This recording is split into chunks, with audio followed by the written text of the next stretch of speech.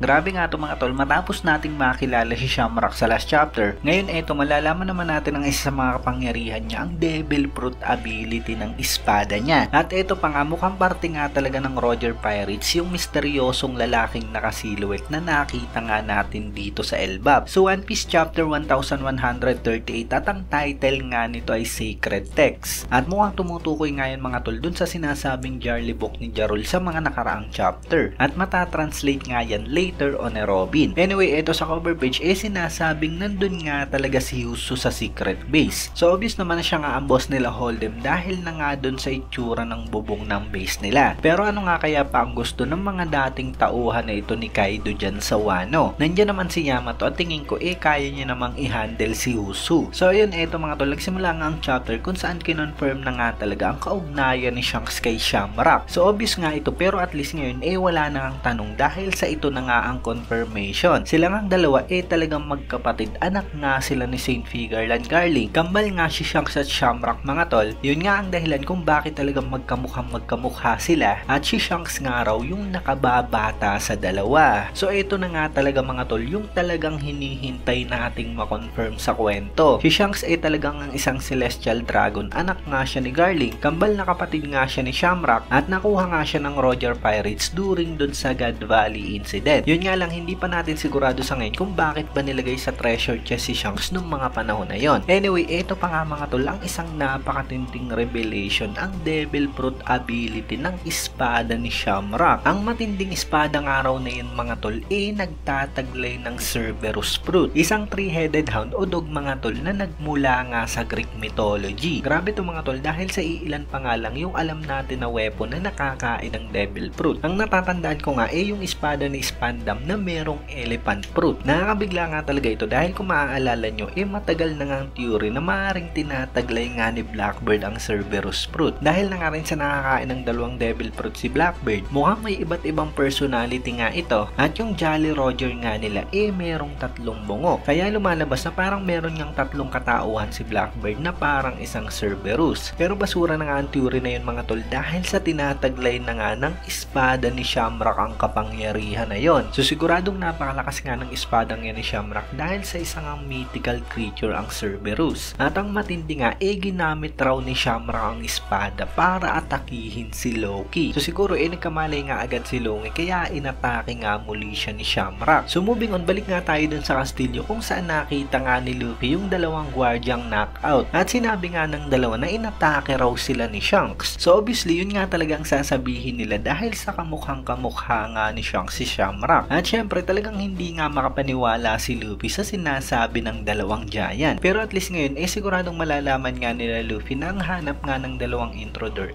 walang iba kundi si Loki. At dapat talagang agad-agad nga silang bumaba dun sa underworld. Anyway, ito pa nga mga tol, yung lalaking nandyan sa Wano at laging nakasiluet papuntang araw dyan sa kastilyo. At ipinakita nga raw ito nung sinasabi ni Luffy na ang pamilya ni Shanks walang iba kundi ang Roger Pirates. Kaya mukhang ang lumalabas daw mga tol parte nga ng Roger Pirates ang lalaking ito. At talagang matagal na nga nating pinaghihinalaan na maaaring ito nga walang iba kundi si Scapper Gaban. Malapit na nga siyang ma-reveal at siguradong makikilala na nga natin siya sa mga susunod na chapter. Lalo pat nandito na nga rin siya sa may kastilyo kung nasaan sila Luffy. Si Franky at Triple naman daw nasa harapan ng isang napakalaking mural painting dyan sa Adam Tree. At sinasabing ang mural nga raw na yan i-drenowing pa during dun sa Void Century. So siguradong makakakuha nga tayo dyan mga tol ng kahit konting impormasyon mula nga sa Void Century. Dahil yung mural nga mga tol para mga drawing sa pader. Ito pa nga matindi kung saan translate daw ni Robin yung Harley Book mula kay Saul. At bali yan nga rin mga tol yung nabanggit ni Jarol sa mga nakaraang chapter. At base nga sa pagkakaintindi ni Robin, nakasad nga raw sa libro yung patungkol sa nangyaring dalawang gera. At sinasabi nga rin daw sa libro ang patungkol sa pangatlong gera na talagang napakalapit na raw mangyari. So obvious naman mga tol na yung naunang gera patungkol sa naunang Sun God Nika. At sigurado nga sumunod nga yung nangyari sa Void Century ang laban ni Joy Boy at Im-sama. At ang mangyayari ng pangatlo sigurado ang magiging laban ni Luffy laban sa world government. So ayun, talagang napakarami ang impormasyon sa chapter na to mga tol. Ang matindi nga dyan, sabi nila wala pa raw break next week. Kaya 4 na sunod-sunod na linggo nga na meron tayong chapter. Hindi pa nga nangyayari yun base sa natatandaan ko. Kaya titignan nga natin yan next week. Kaya yun, kung nagustuhan nyo ang video natin, syempre huwag nyo sana kalimutan mag-iwan ng like dahil napakalaking tulong na yan para sa ating channel. At yun, maraming